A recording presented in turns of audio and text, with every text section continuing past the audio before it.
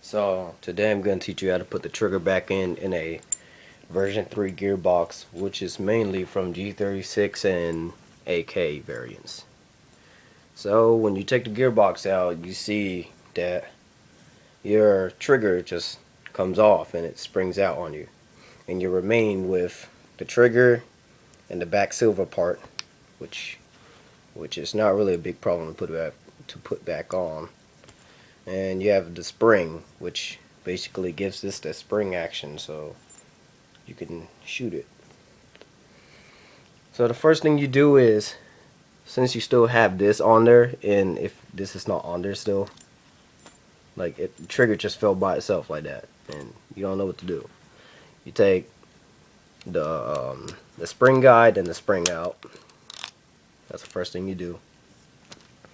And yeah, this is just a stock gearbox, just laying around.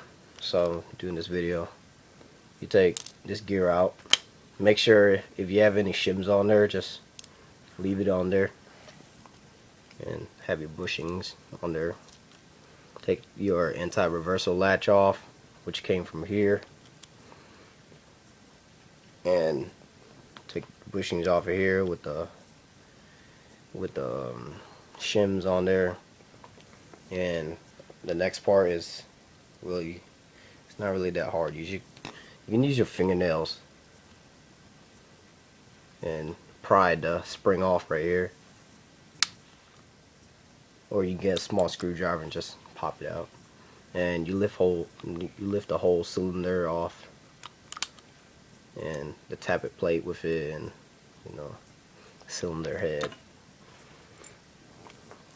And you take this gear off. Make sure to have your shims and bushings on there, because it is not a good thing to be re-shimming this.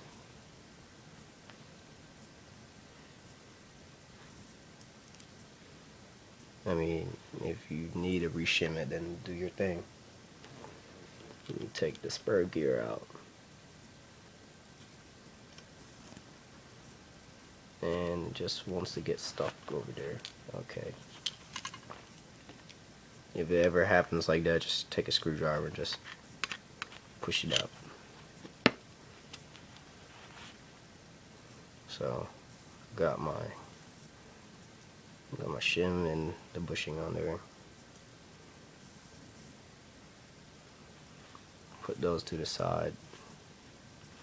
And to pop these out, just get a screwdriver. Go to the other side and poke them out.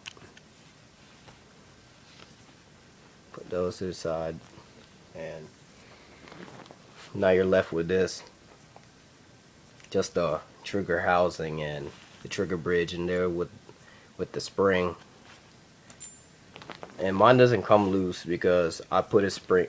Well, I didn't put a spring, but I put a screw in there, because SEMA and JG does this thing where they just don't put that small screw in. So find the size for it and just put it in there, and it'll stay in place.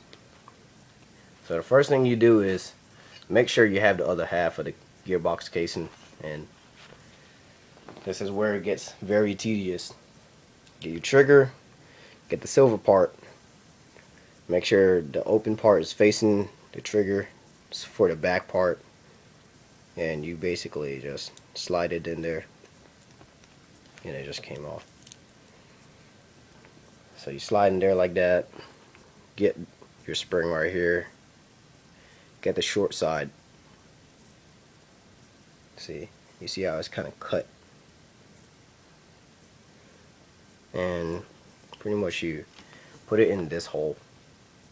There's a hole right there, and you get this small part right here, and it's a little small hole for that, and you put it in the corner. So you put it in the corner like that, and this is where it gets really annoying, especially because I'm in the angle that I can barely do it in. So once you have the spring in, you should have the long side up.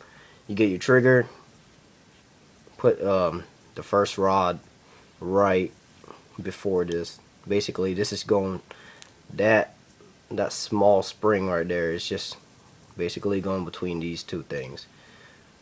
Then you put the rod inside the spring hole and get that silver part there.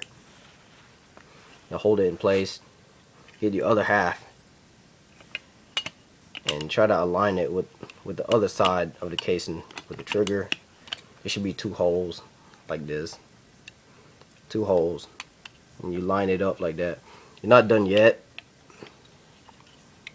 And you just flip to the other side. And make sure it doesn't slide around like this, because if it does, you're going to screw up so hard. And that's not a good thing. So it goes in like that.